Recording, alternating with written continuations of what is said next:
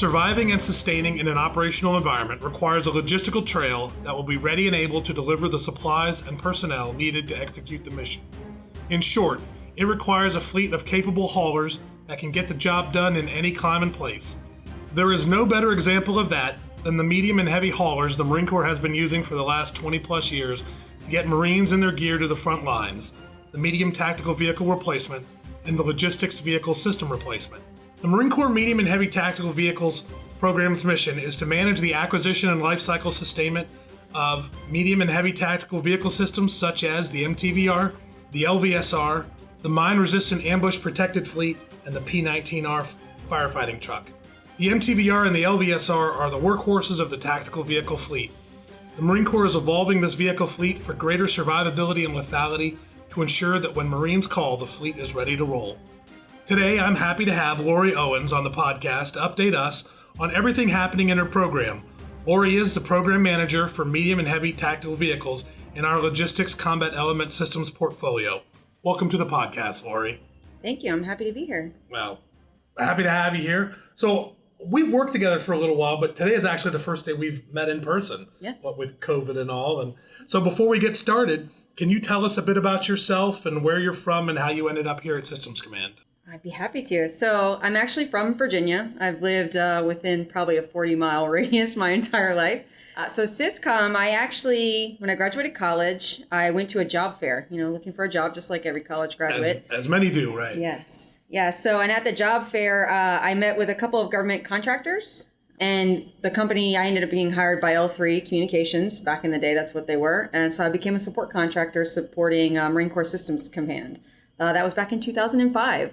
So I actually started December of 2005 working with Syscom as a support contractor. And then how did you make the transition? How did that happen?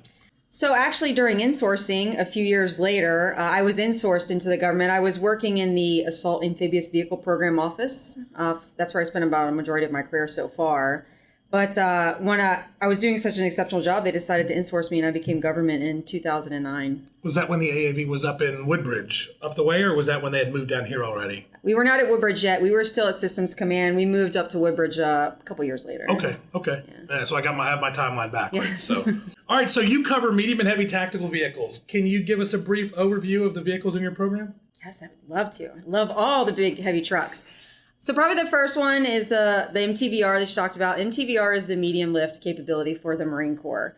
We have 6 variants of that truck. We have 2 variants of a cargo vehicle. We have a dump truck, a tractor, a wrecker, and we also have a resupply vehicle. That vehicle she's a beefy medium truck. She can do off-road at 7 tons and on-road at 15 tons.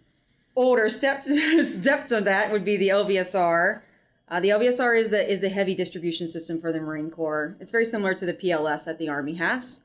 So the LVSR can do 15 tons off-road and 22.5 tons on-road. So when I think LVSR, it's kind of like a semi sort of. Yes. Puller. Yes, LVSR also has 3 variants. There's a cargo variant of that, and there's also a wrecker and a tractor, which is basically your heavy haulers or tractor variant. Within the portfolio, I also have the P19R, which is the Marine Corps firefighting truck, aircraft rescue, crash rescue, things like that. That is the youngest of all of my fleet. We fielded the P19R. We began fielding that back in 2018. Okay. And then lastly, I also have the MRAP in my portfolio. However, we are actively divesting of MRAP. The Marine Corps has decided to zero that out, so we're working on getting rid of MRAPs in the Marine Corps.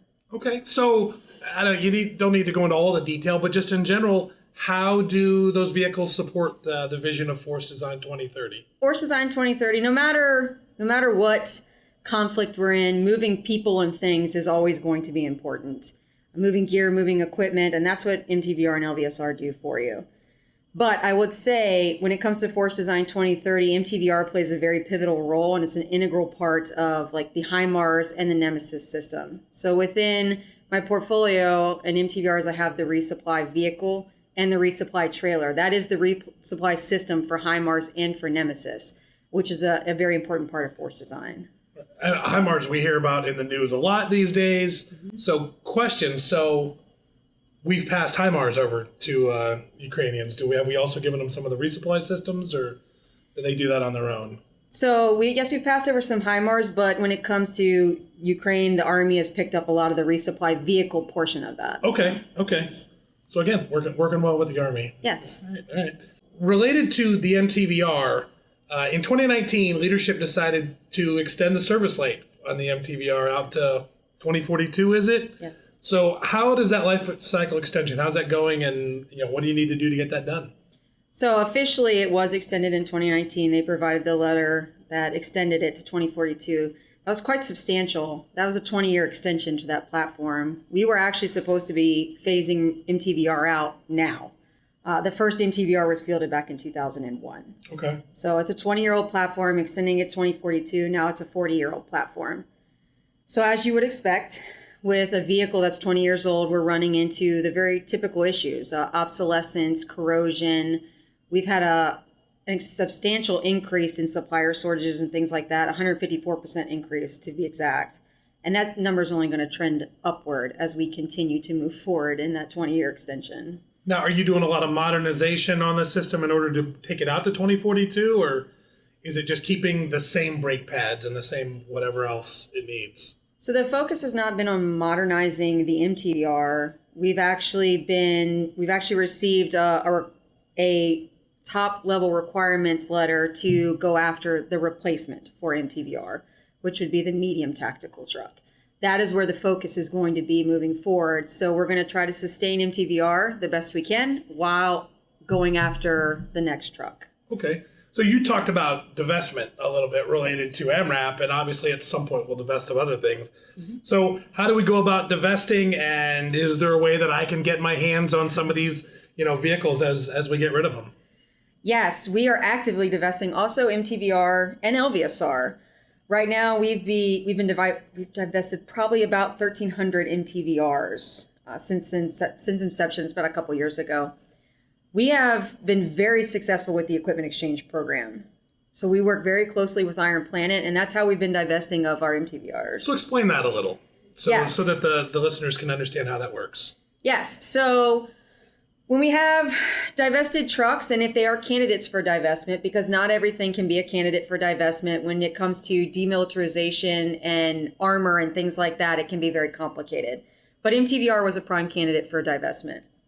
So we reached out to our equipment exchange partner, which is Iron Planet, and we worked what's called an equipment exchange agreement with them, which basically details everything from what percentage the government's going to receive in credits. This is not money. We don't get cash for this, but we get credits. What percentage is going to Iron Planet, what's going to cover their upfront costs. And then I sign that agreement and Iron Planet signs that agreement, and we send them the vehicles, which in turn they will get ready for sale. Sometimes they have to remove armor and demill things. Sometimes, as I like to call it, they like to do pimp my ride, so they actually make it look really cool before they sell it. So those are the ones I want to find. Yes. That's what I want to own. Yes, that's all a business decision for Iron Planet on what they want to do. But then they will auction them off, and then we will get a percentage of the sale of every truck. As credits, yes. Which you then can do what? Yes, as credits. So those credits add up, and then I can use those credits to buy parts, components, things like that to support my current fleet, which is what I have been doing over the past couple years. When you have vehicles in sustainment like mine, funding is usually lower. They focus on modernization, on new platforms and things like that. So vehicles in sustainment tend to take sacrifices in funding. So I was able to use exchange credits to buy critical ECPs for my trucks, things like, fire suppression systems, survivability type upgrades. So it's been very useful for me. That's good. It's saving the taxpayer a little money, getting them recouping some money on vehicles as we get rid of them. So, yes. So you mentioned we're working on a replacement for the MTVR. Yes. Talk to us about what's coming and what's the process for getting there. So right now we received a top level requirements document from our CD&I partners back in May of this year. And we are kicking that program off. We have partnered with the Office of Naval Research for basically a conceptual design phase for this new truck. The top level requirements we have are very broad, and they're very broad for a reason, because we really want to know what industry is capable of doing. There are some high points we want to hit with the truck and things like that: exportable power, better fuel efficiency, even going as far as hybrid or electric technology if possible. But we really want industry to shape that for us. So we're working with O&R right now in a conceptual phase, and they will do that. They'll help us refine those requirements. And then we intend to go out on our own after that and do some competitive prototyping. We really want industry to build us some vehicles so we can see what they're capable of doing. So that feeds actually right into my next question. Fuel and how do we power them? And you already said you're looking at possible electric and hybrid technologies. Are we looking at that across the entire fleet, or is it just in that truck, or are we looking at elsewhere? And I don't know, any other answers you got for us on that realm? Yes, fuel efficiency is definitely a hot topic right now. On the current MTVR, we have done a fuel efficiency modification. It was simply a software modification, which helped us gain better fuel efficiency in the current vehicle. And we're about 50% through that modification on the trucks. For LVSR, we're looking at an anti-idle technology. We're working with the Defense Innovation Unit. We're working with DIU, and we're partnering with them to potentially put anti-idle technology on the LVSR fleet. We're hoping in the spring of next year, we're going to have a prototype to be able to see and take through testing to see how effective this anti-idle technology is for LVSR. Because with platforms like MTVR and LVSR, they spend a majority of their time at idle. Mm-hmm. So anti-idle technology, in theory, should provide significant fuel economy savings. But we're going to need to test that out next year. So what will that do? Will it shut it down and then turn it back on when you need it again? Or does it just run more efficiently while it's at idle?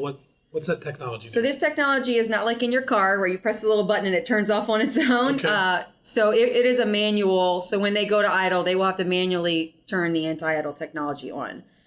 But it's just a step in the process. So when they're stopping or anything like that, they can hit the anti-idle button, or they cannot and leave the truck running.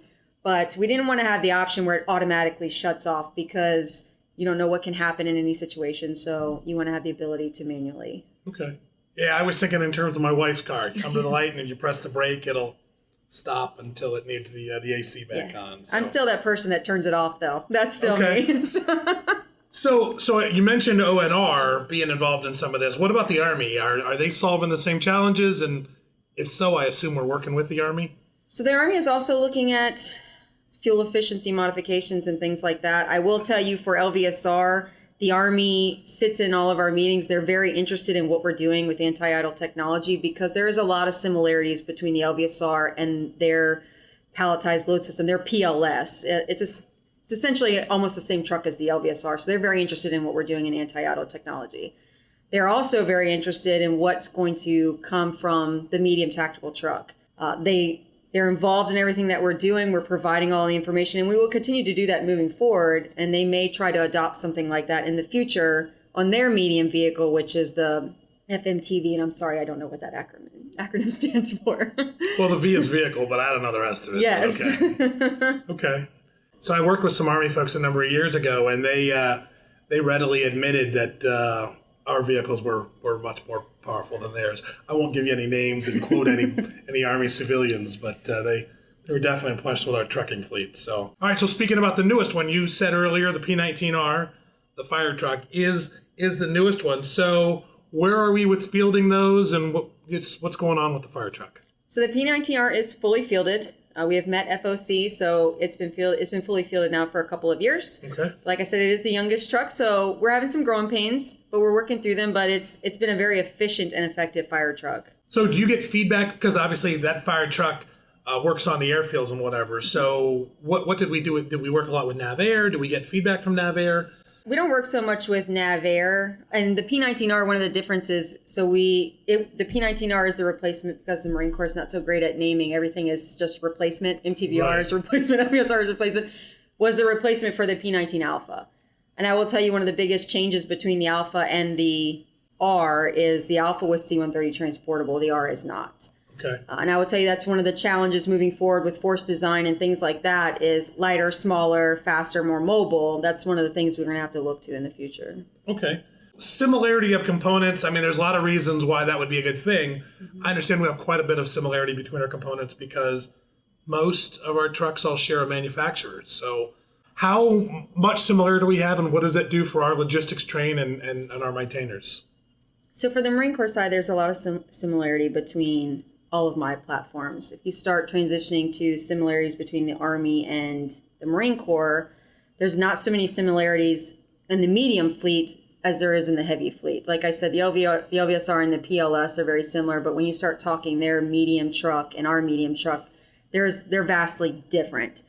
But within my portfolio, it does help that there is a lot of shared components across all of the platforms, even the P19, because you're right, they are all made by the same manufacturer.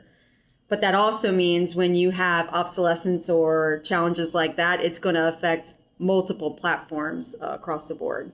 Now, I know that you're medium and heavy, but how much similarity is there with components on the light vehicles as well? Because same manufacturer still, right? Yes, same manufacturer, but I would say the percentage of similar components between my fleet and the light fleet is small. Just due to the size of the vehicles? Yeah. Yes. Things are larger than yours. Okay. Yes. All right, good deal. So vehicle safety is always a hot topic. And as the safety guy, I would be remiss if I didn't even ask the question, what are we doing to ensure Marines are safe in your vehicles? On the heavy fleet, medium and heavy fleet, I can talk to that. In both the MTVR and the LVSR and the P19, we have anti-lock brake systems already in those vehicles. They were fielded with that. One of the other things that we've looked at is, electronic stability control. And we've actually submitted RFIs out to industry to really see what industry has to offer. But I will say, with the medium fleet and the heavy fleet, training is important, and driving these vehicles as they should be driven is important. They're very large vehicles, so driving too fast and things like that can have some dire consequences. It's not just driving a Chevy up and down I-95, so. Yes, that's right. So, but all in all, these vehicles, they're very safe vehicles, and we're doing everything that we can to ensure that they remain safe. All right, so earlier you mentioned the MRAPs, and you said we're divesting a little bit, but can you give us a little background on the MRAP fleet?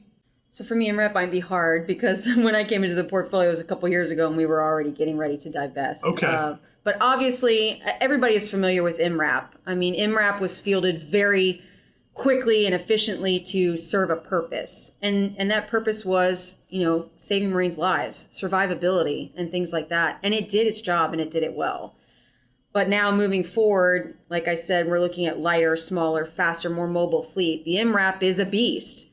But that was the purpose the MRAP was built for, and it did it well. Right, even the smallest of the MRAPs are pretty large, pretty beefy. Yes, they are. I know that in some cases the Navy also uses some of our heavy trucks, and so when they do that, is your team involved in that? Does the Navy have a heavy trucks team, or do we do double duty for both services? So the Navy is involved. They have MTVRs, and they will continue to follow suit with what the Marine Corps does. So they pretty much just kind of assume the Marine Corps requirement. However, we do work with the Navy in special cases where they want to tow certain things utilizing the MTVR. We will help them to understand if it fits within requirements, if it's safe, and we will help them with that. But they tend to just buy the same Marine Corps truck and utilize that. And I do believe they intend to follow suit in the future with whatever we do with MTT. So you are effectively PM, medium, and heavy for the Navy as well. They're just buying whatever we buy. At least on the medium side, yes. Okay, on the medium side. Yes. Okay, all right. So trucking in general is a huge part of the global economy, and industry is constantly evolving everything. They're great about that. How much interface do you have with industry and keeping up with their trends and their latest technologies and being able to insert that into our vehicle fleets? Yes, so keeping up with industry is difficult, and it's a challenge when you work with the DoD. Industry just moves so fast. Right. But with the medium tactical truck, we tried to cast a very wide net because we really wanted those industry partners that don't usually do work with the federal government to harness their ideas and to see what they're doing. And we have seen a lot of interest in the medium truck from the non-traditional, defense contractors, which is fantastic. So I think we're trying to harness as much as industry is doing, but keeping pace is going to be a challenge moving forward. But we're trying to harness where they're at now and see where they're going in the future. Obviously, electric vehicles is where a lot of commercial industry is going, in the next 10 to 15 years. Well, and commercial industry lives in an environment where they can create an infrastructure across the continental United States, the places we're going to want to use vehicles that may not exist.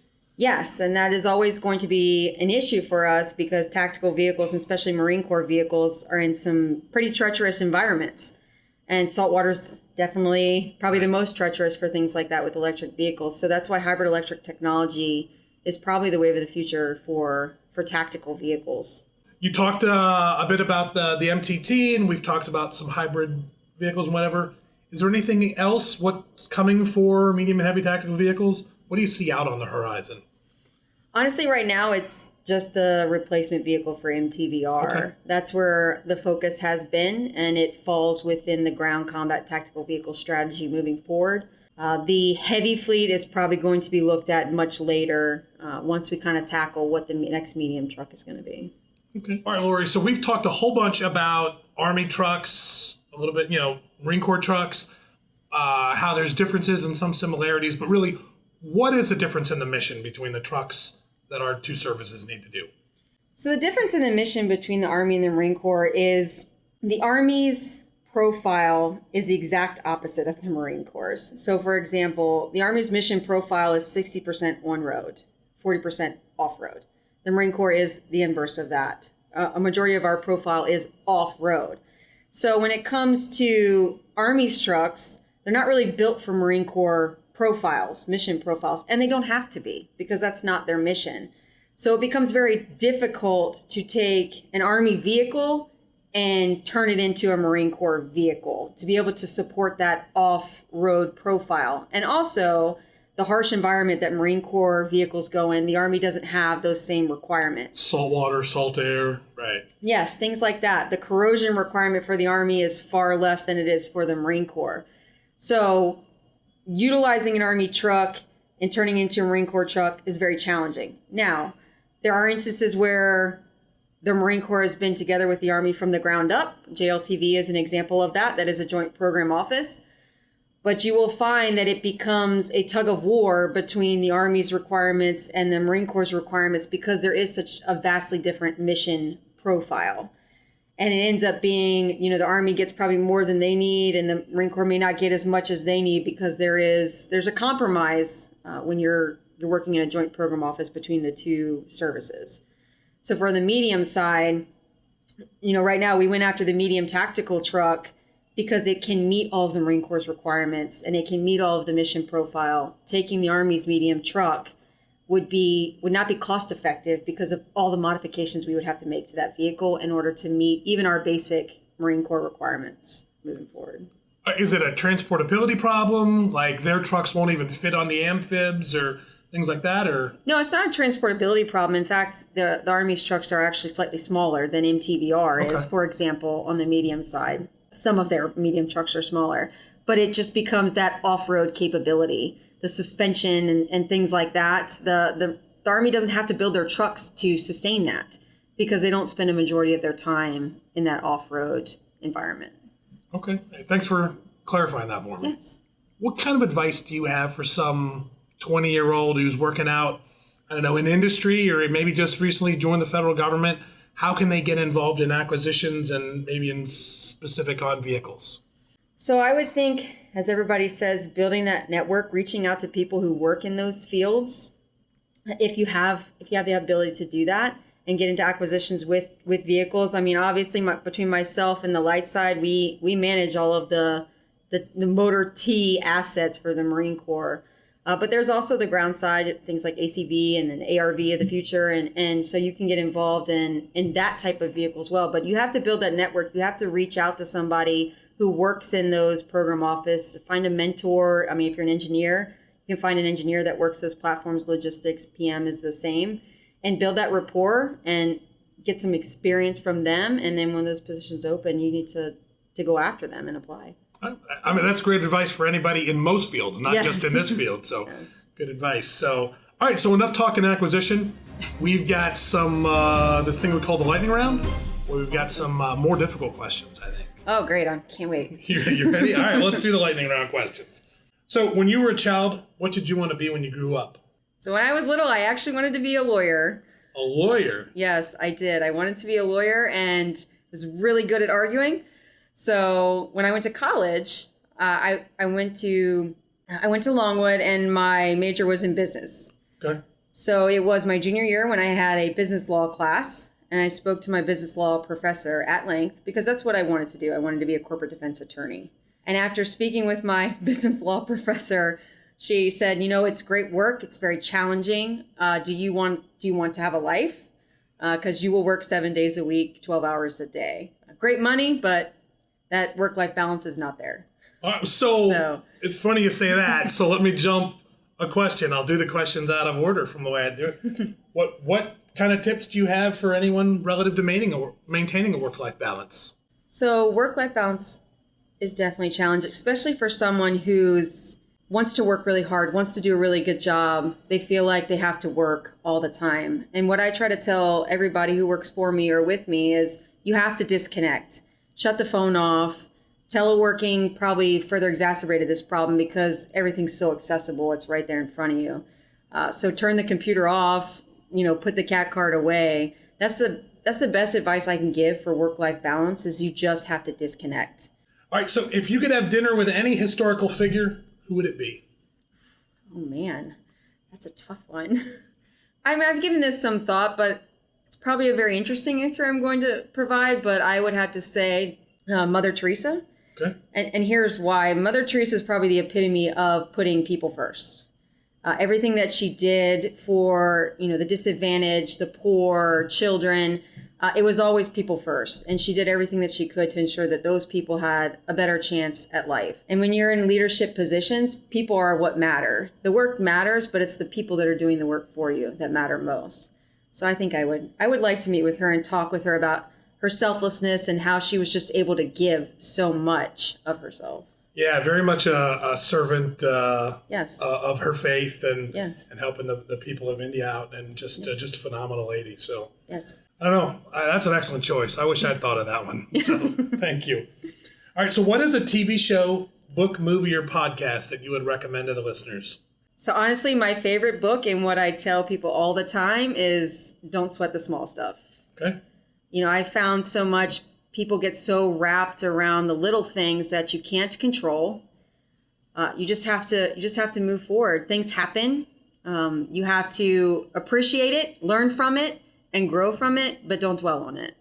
So it's a very simple book, but I think it's very powerful. Well, Lorrie, thanks for coming in today. Thanks for talking acquisition, trucks, and answering the lightning round questions. I had a fantastic time. Thanks for having me. Thanks. Well, this concludes another episode of Equipping the Core. I hope you've enjoyed our conversation today.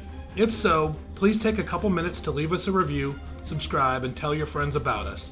Until next time, stay safe. This is Trip Elliott, signing off.